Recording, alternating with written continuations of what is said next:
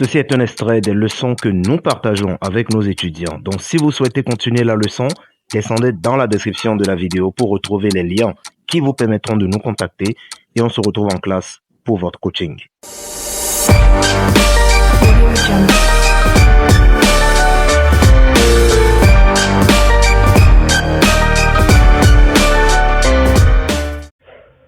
Dernière semaine du mois de janvier. Dernière semaine du premier mois de l'année 2024. J'espère que vous avez passé un excellent week-end. Nous allons démarrer la semaine en beauté. Et j'espère que vous n'avez pas déjà oublié vos objectifs de l'année 2024 parce qu'il se pourrait qu'à la fin du mois de janvier, 90% des personnes ont déjà oublié leurs objectifs de l'année 2024. Donc, si ce n'est pas votre cas, félicitations. Si c'est votre cas, je vous rappelle à l'ordre en vous rappelant que vous avez beaucoup d'objectifs à atteindre. Donc, soyez focus jusqu'à la fin de l'année et vous serez fiers de vos résultats. Aujourd'hui, nous allons parler de comment gagner plus d'argent dans le trading. Et gagner plus d'argent dans le trading, c'est exactement comme gagner plus d'argent dans d'autres business parce que, comme j'ai toujours l'habitude de le dire, le trading, c'est un business et les praticiens le savent pertinemment. Et contrairement aux autres business, le trading peut être paradoxal dans la mesure où cela ne nécessite pas forcément de fournir plus d'efforts pour pouvoir gagner plus d'argent. Et c'est surtout ça la particularité dans le trading. Et c'est ce qui rend d'ailleurs le trading fantastique. Pourquoi? Parce que la quantité d'argent que vous générez n'est pas proportionnelle à votre temps d'effort, ni à l'intensité de vos efforts. Ça dépend juste de quelques paramètres dont nous allons parler dans ce podcast. Et tenez-vous tranquille, le trading c'est un business qui est très sérieux. C'est beaucoup plus sérieux que les autres business. Si ça paye autant, c'est parce que c'est un business qui est très sérieux. Et les statistiques ont révélé qu'il y a plus de gagnants au casino que dans le trading. Ok, il y a plus de personnes qui gagnent de l'argent au casino que dans le trading. C'est d'ailleurs pour cette raison qu'il y a autant de joueurs de casino et peu de traders, ok, qui sont réellement rentables. Mais contrairement au casino, nous n'avons pas affaire au hasard, nous avons affaire à des statistiques et des probabilités. Donc, c'est quelque chose dont on a quand même plus de contrôle. Ok, quand vous êtes bon dans le trading, ça se voit tout de suite. Quand vous n'êtes pas bon, ça se voit aussi. Donc, évitez de penser qu'on fait du trading pour ne pas perdre de l'argent ou bien pour chercher des compléments de revenus. D'accord? Évitez de penser que quand vous faites du trading, c'est juste pour pouvoir subvenir à vos besoins de base ou bien sortir d'une situation financière difficile, etc. Non. On fait du trading pour faire fortune. Je le répète, on fait du trading pour faire fortune. Parce que en un seul trade, vous pouvez gagner le salaire mensuel d'un cadre supérieur. D'accord? Donc, dans ce business, vous n'avez aucune limite de revenus. La limite, c'est vous-même qui vous la fixez. Donc, il faudrait éviter d'abord d'avoir des pensées limitantes. Ok? Avoir des pensées limitantes. Les pensées limitantes, c'est les choses qui vous empêchent d'en avoir plus, d'en faire plus. Par exemple, quand vous vous dites, par exemple, le trading n'est pas une manière rapide de devenir riche. Quand vous mettez ça dans la tête, ok, vous allez vous dire, ok, devenir riche en trading, il faut forcément 10 ans, il faut forcément 20 ans. Non. On peut devenir riche en trading en 2 ans.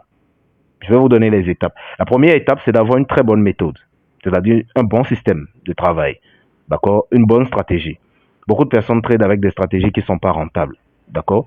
Ils tradent avec des stratégies qui n'ont pas des résultats vraiment soutenus, des stratégies qui présentent des résultats sur le plan statistique qui ne sont pas très satisfaisants. Donc, il faut d'abord se rassurer d'avoir une très bonne stratégie, un très bon système. D'accord? La rentabilité, c'est d'abord le système. Quand vous avez, par exemple, une entreprise, c'est dans la façon de faire de l'entreprise, la façon de faire le marketing, la façon de traiter les clients, de faire le suivi de clientèle, le service client, d'améliorer la qualité du produit, de faire la prestation de service. C'est dans ces aspects techniques que l'entreprise va fonder ou bien établir les bases et les fondements de sa rentabilité. Maintenant, après, le reste, c'est les compléments. Donc, ça veut dire quoi? Si dans votre trading, vous n'avez pas un système solide de travail, un système efficace, naturellement, ça ne sera pas facile de devenir rentable. Donc, la première des choses, c'est d'avoir un système. Si vous avez déjà un système, bravo. Si vous n'en avez pas, contactez-nous et nous allons vous enseigner avec quel système nous travaillons sur les différents marchés que nous tradons. La deuxième des choses, c'est d'apprendre à gérer son capital. La manière dont vous gérez votre argent est beaucoup plus importante que la quantité d'argent que vous gagnez. Il y a des personnes qui gagnent 1 million par mois, 10 millions par mois, et qui ont toujours des difficultés financières à la fin du mois. Par contre, vous allez voir des personnes qui gagnent 500 000 par mois et qui vivent quand même de manière très confortable. Donc, ce n'est pas en soi la quantité d'argent dont vous disposez qui importe, mais la manière dont vous le gérez. Et c'est la même chose sur les marchés. Ce n'est pas en soi la taille de votre compte qui importe, mais la manière dont vous gérez ce compte. Même si la taille du capital est très importante, je le répète, d'accord, je ne suis pas l'un de ces coachs qui va vous dire, oui, avec 20 dollars, vous pouvez toujours trader et devenir riche. Ça, c'est pas possible. Avec 100 dollars, vous pouvez trader et devenir riche. C'est pas possible. Si vous voulez gagner beaucoup d'argent, vous devez avoir beaucoup d'argent. Vous devez avoir un bon capital. OK? Donc, même si la taille du compte est importante, quand vous le gérez bien, naturellement, vous vous en sortez. Naturellement. Et je pense, et je l'ai d'ailleurs dit dans mon livre Guide pratique du money management, que la rentabilité, c'est d'abord le money management. Parce que après tout, à la fin de la journée, l'objectif, c'est d'avoir plus de gains que de pertes. Peu importe la stratégie qu'on utilise, peu importe le marché qu'on trade, peu importe le nombre d'heures qu'on trade par jour, peu importe le temps qu'on passe devant ces graphiques. L'objectif à la fin de la journée, à la fin de la semaine, à la fin du mois, c'est d'avoir plus de gains que de pertes. Il y a des gens qui peuvent être rentables avec un seul actif. J'ai des amis traders qui ne tradent que le Nasdaq. Juste le Nasdaq. Ils ne tradent pas autre chose. Mais à la fin du mois, ils ont des bilans qui sont très satisfaisants. Très satisfaisants. Pourquoi? Parce qu'il y a toujours plus de gains que de pertes. Donc, que vous tradez 10 actifs, 20 actifs ou bien un seul actif, l'objectif c'est d'avoir plus de gains que de pertes. Si vous avez plus de pertes que de gains, ça veut dire que vous n'êtes pas rentable. Donc, cela passe inévitablement par une bonne gestion de votre capital. La gestion du capital. Il y a une façon précise de gérer le capital. Et je pense qu'en début du mois de mars, j'ai un workshop que j'organise pour toute mon audience pour enseigner de manière pratique. Ok, ce sera un workshop de 2 jours où nous allons partager de manière pratique comment gérer son capital sur les marchés, parce que c'est très important. La troisième des choses, c'est d'être discipliné. Quand on parle de psychologie en trading, la gestion des émotions, etc., tout cela c'est important. Mais comme je l'ai dit dans mon livre, Psychologie gagnante en trading, les émotions sont physiologiques, c'est humain. Tout être humain qui n'a pas d'émotion, c'est un être humain qu'on peut appeler en quelque sorte psychopathe. Donc ça veut dire que naturellement nous avons des émotions. Mais c'est notre capacité à passer au-dessus de ces émotions et à faire ce qu'on est censé faire et ne pas faire ce qu'on n'est pas censé faire qui va faire la différence entre un trader compétent, rentable et un trader compétent, non rentable. Parce que vous pouvez être compétent sans être rentable. Vous pouvez être compétent sans tirer votre épingle du jeu. Cela va se résumer à votre niveau de discipline. À quel point vous disciplinez sur les marchés? À quel point est-ce que vous respectez vos règles?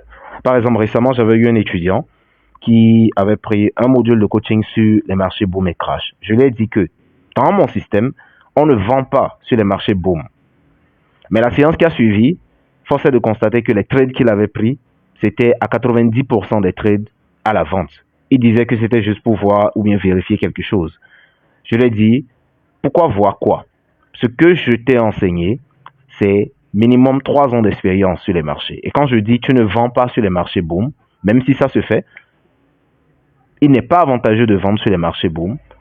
Quand tu le fais, ça veut dire que tu n'es pas discipliné. Donc la discipline, c'est le fait de connaître les règles et de les respecter à la lettre, peu importe la manière dont on se sent ou bien la manière dont on a envie de les enfreindre.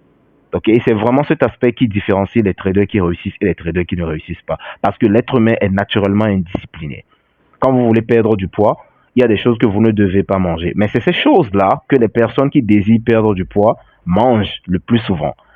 Okay? Quand une personne veut réussir dans ses études, il y a un certain nombre de choses que la personne doit faire. Et quand la personne ne les fait pas, naturellement, la personne ne réussit pas.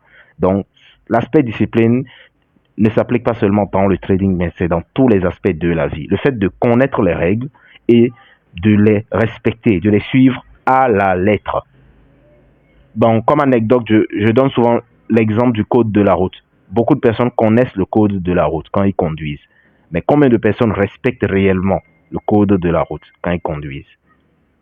Donc, cette même chose, ok, s'étend dans le trading, dans la mesure où vous pouvez connaître des règles, vous connaissez une bonne stratégie, vous avez un bon plan de money management, mais une fois sur les marchés, vous faites autre chose, carrément. Et en regardant d'ailleurs votre historique de trading, vous allez le constater. Naturellement, vous avez une stratégie qui marchait, Mais à un certain moment donné, vous dérapez et vous commencez à enchaîner des pertes. De la même manière, vous avez un plan de money management que vous suiviez à la base, mais à un certain moment donné, vous perdez les pédales et vous commencez à faire autre chose. Donc, si vous n'êtes pas discipliné sur votre méthode et votre plan de money management, il vaut mieux dire bye bye à la rentabilité.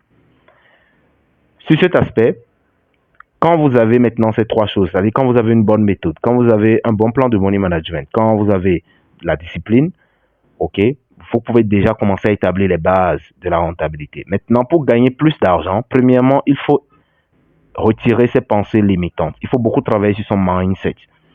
Ok, surtout ici en Afrique, nous sommes dans un environnement où on ne cultive pas l'excellence, on ne cultive pas la grandeur. Il suffit de regarder les tailles des maisons dans votre quartier pour constater à quel point les gens pensent grand, ou bien à quel point les gens désirent grand, ou du moins à quel point les gens rêvent grand. Regardez juste votre environnement, vous allez le constater.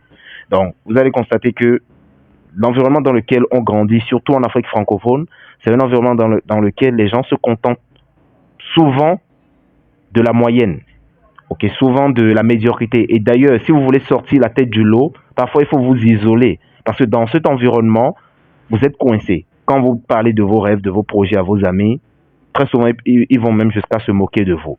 Et ça vous crée des barrières mentales. Ça ne vous donne pas la possibilité de voir au-delà, ok, de vos limites.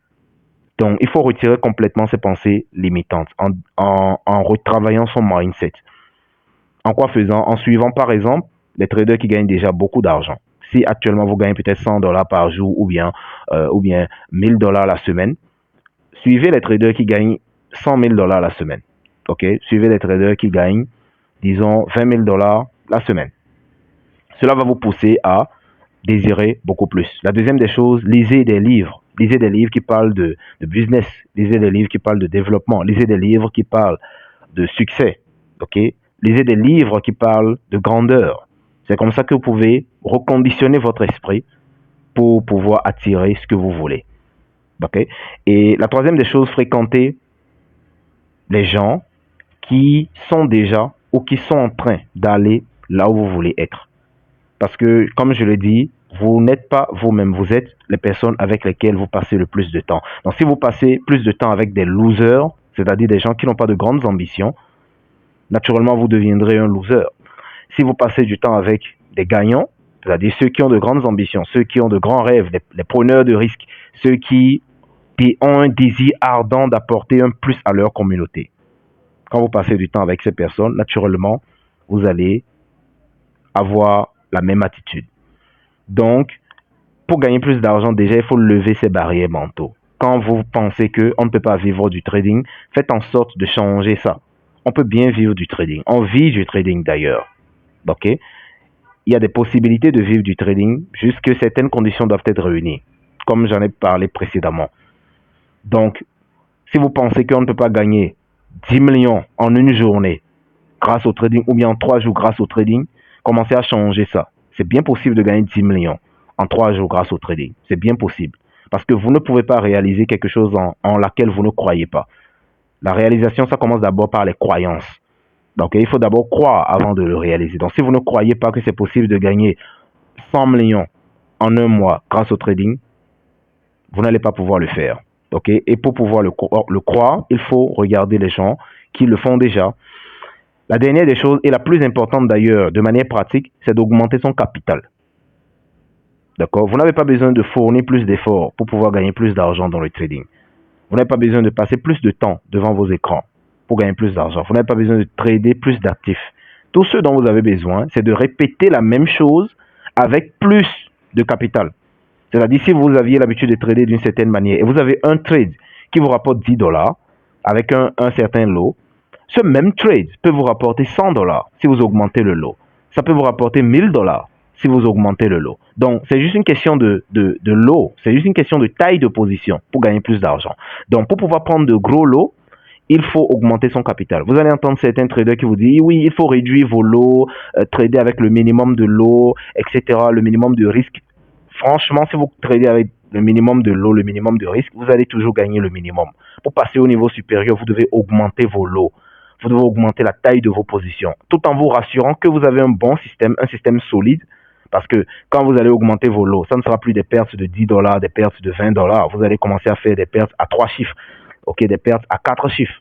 Et avant d'en arriver là, il faudrait être prêt que vraiment les bases sont solides. Si les bases ne sont pas solides, il est complètement inutile de le faire. Mais une fois que vous avez des bases qui sont solides, vous augmentez votre capital.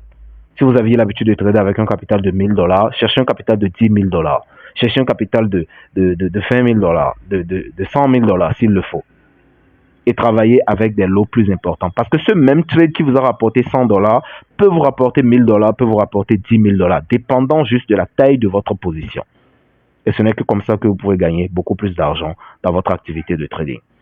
Si cette vidéo vous a aidé, dites-le moi en commentaire. Et si vous aimeriez qu'on aborde un sujet particulier lors des prochains podcasts, dites-le moi aussi en commentaire. Et ça sera toujours un plaisir de partager l'expérience avec vous pour vous aider à passer à un niveau supérieur. Je vous souhaite une très bonne semaine. En attendant, boostez votre business. Ceci est un extrait des leçons que nous partageons avec nos étudiants. Donc, si vous souhaitez continuer la leçon, descendez dans la description de la vidéo pour retrouver les liens qui vous permettront de nous contacter et on se retrouve en classe pour votre coaching.